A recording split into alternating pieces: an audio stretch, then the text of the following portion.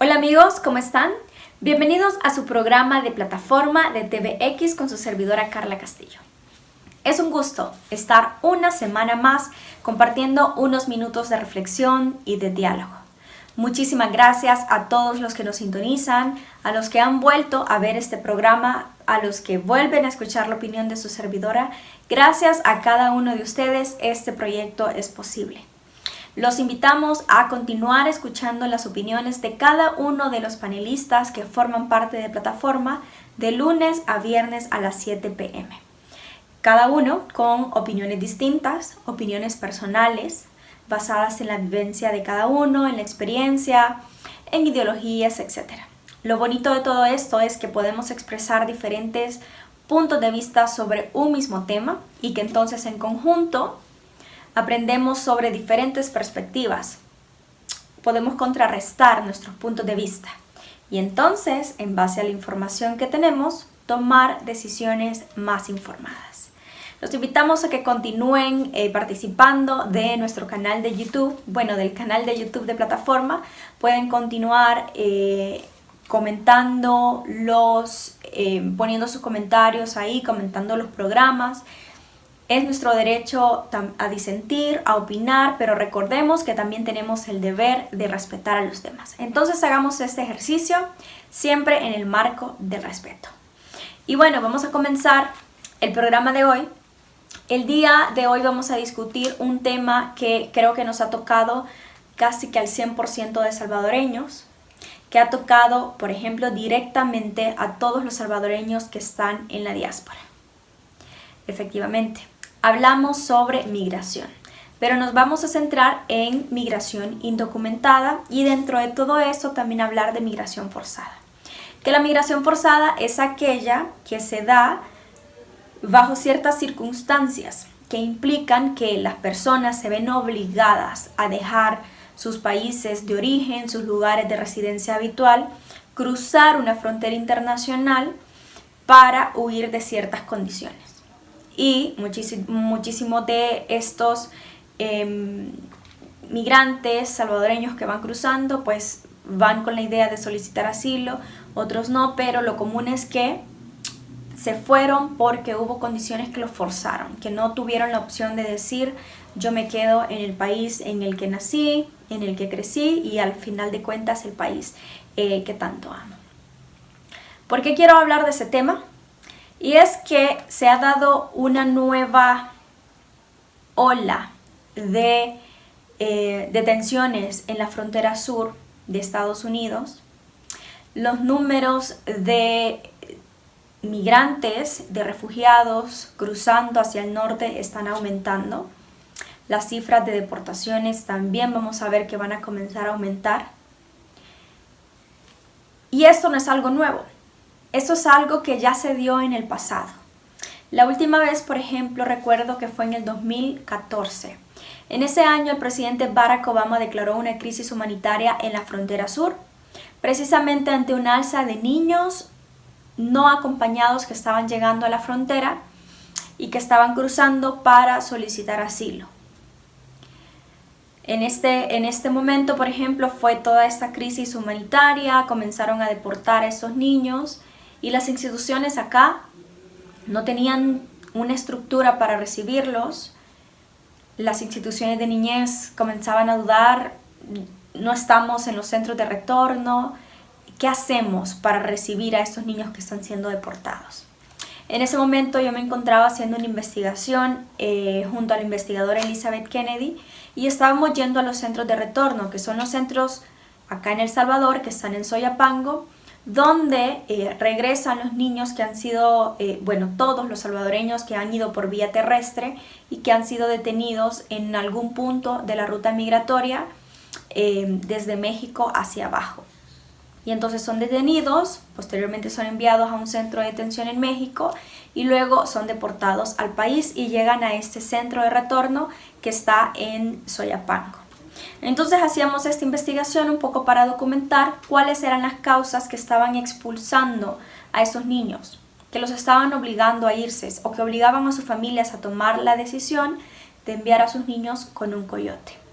En ese momento, pues, la investigación nos reflejaba que un 60% de esos niños se iban por algún tema relacionado de seguridad, ya sea porque habían vivido ya una amenaza, algún acoso de parte de pandillas, o estaban expuestos a un reclutamiento forzado, o porque ya sus padres evidenciaban que a sus vecinos los comenzaban a amedrentar esos grupos y entonces comenzaban a traer a sus niños como manera de prevenir que eso también les pasaba. Hay una serie de causas que provocan y que empujan a los salvadoreños y a las salvadoreñas a irse del país.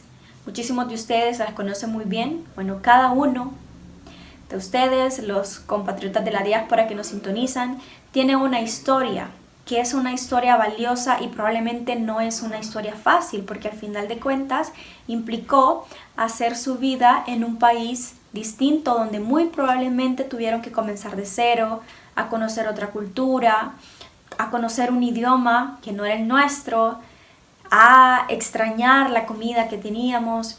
Y entonces, lo que tenemos que preguntarnos es si tan históricamente la migración forzada ha estado presente en nuestro país, ¿qué está pasando? ¿En qué estamos fallando otra vez? Este auge en la frontera sur, como se los comento, no es la primera vez que pasa. Ha pasado antes. Y parece que a pesar de que lo hemos visto, no aprendemos la lección como país, como gobernantes principalmente, que al final de cuentas son los responsables de generar las condiciones en nuestro país para evitar que estas personas se vean obligadas a migrar. Y entonces, la pregunta que quería que discutiéramos es justamente esto. ¿Qué está pasando atrás de estas cifras? Porque de repente escuchamos en medios de comunicación que hablan de justamente cifras de niños no acompañados que están aumentando, familias que están aumentando, adultos. Vemos que las noticias hablan acá también de este aumento, pero lo que tenemos que preguntarnos es ¿qué está haciendo que estas familias, estos niños, salgan, se vean forzados a migrar? Y entonces es esta respuesta, son estas causas las que tenemos que comenzar a atender.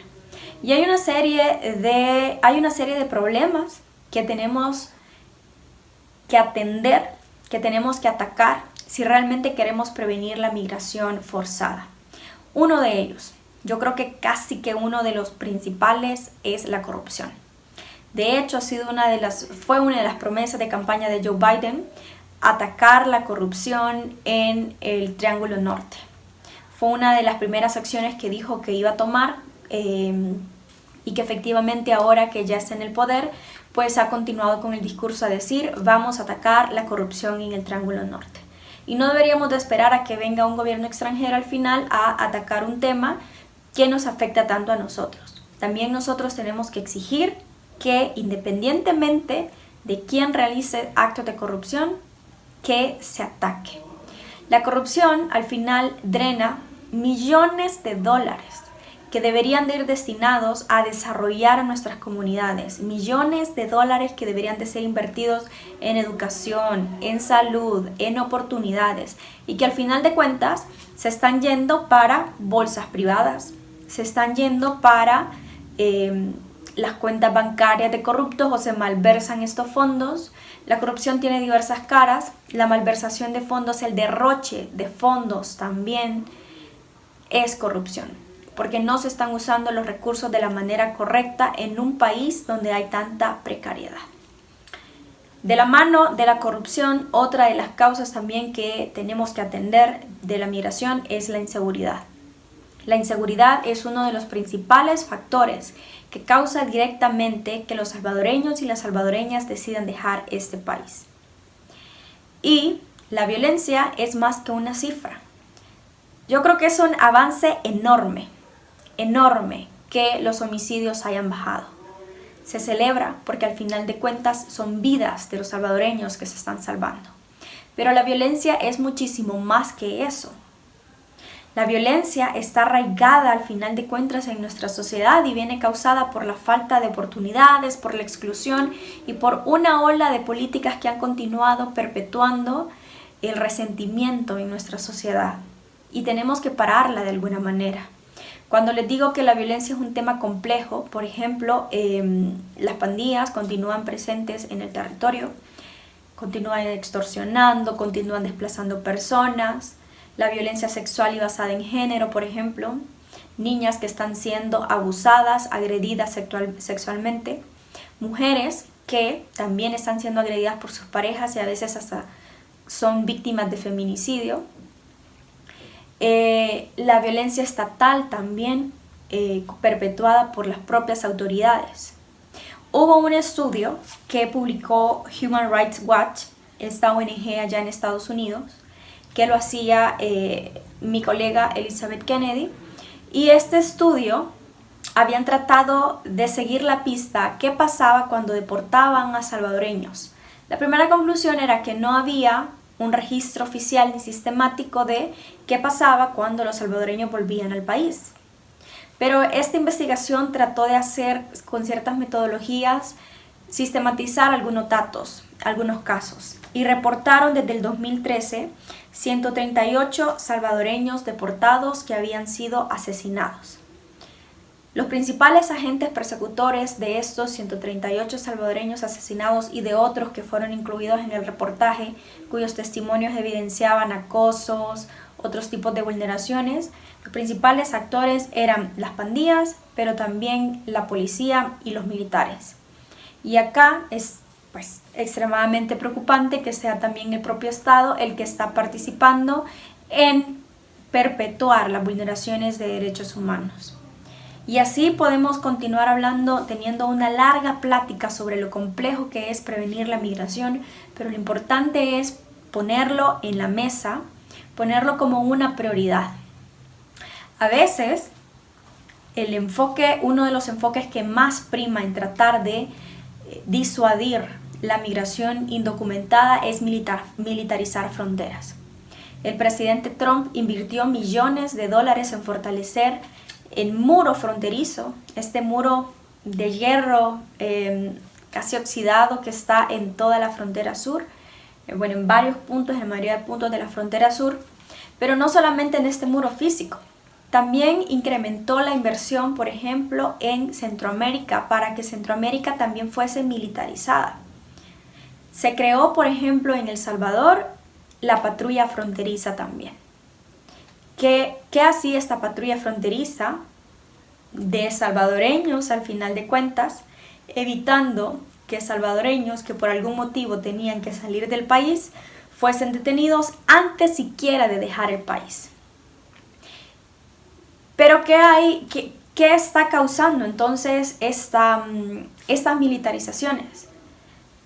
Vemos probablemente una reducción inmediata en cifras de deportaciones y entonces decimos, entonces la migración indocumentada está bajando, pero estas reducciones no suelen ser sostenibles porque se basan justamente en la represión, en la militarización.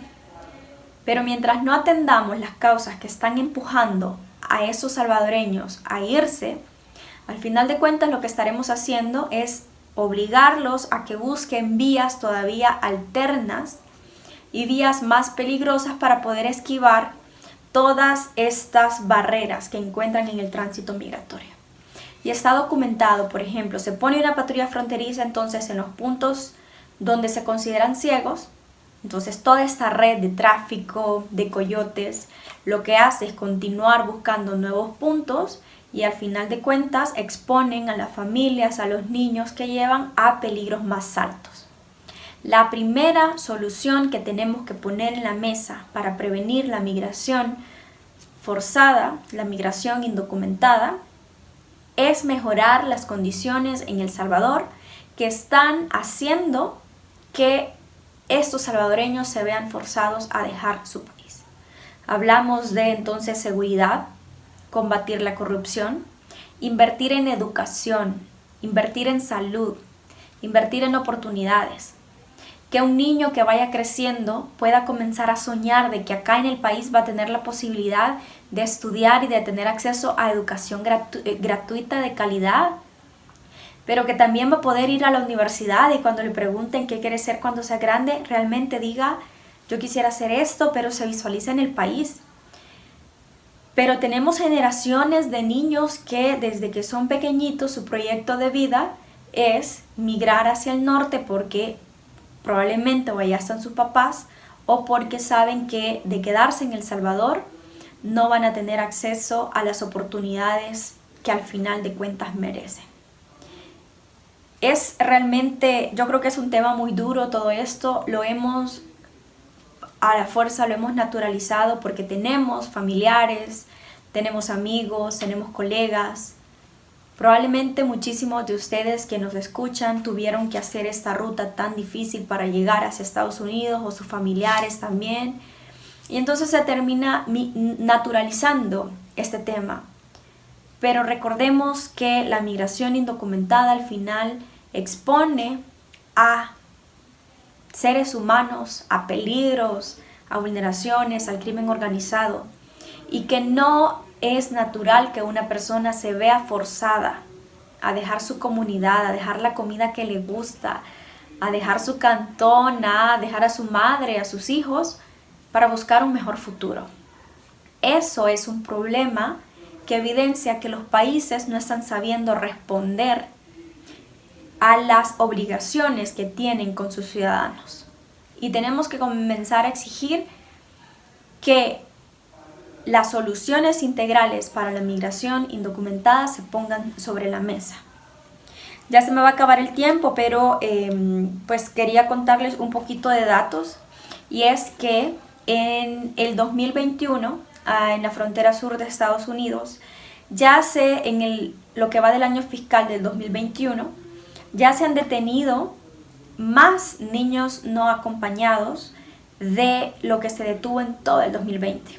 Que claro, la cifra del 2020 fue baja porque al final de cuentas teníamos una pandemia, pero ya se sobrepasó esa cifra. El número de familias probablemente para febrero todavía no se había sobrepasado, probablemente para marzo ya se sobrepase. El número de adultos en 2021, lo que va del año fiscal de 2021, por ejemplo, ya son 13.632 salvadoreños detenidos allá.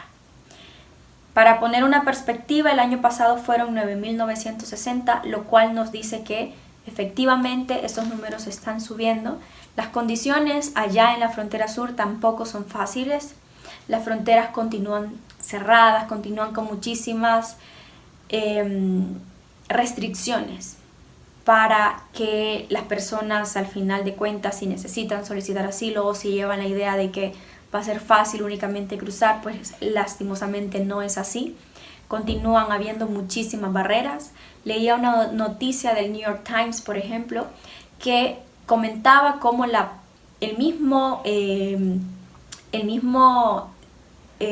mismas agencias de Estados Unidos están deteniendo a migrantes que están cruzando y los están devolviendo a ciudades en México. Es decir, no están pasando como estas familias pensaban, como quizás muchos coyotes también les han dicho. Las condiciones en la frontera siguen difíciles. Yo creo que si una persona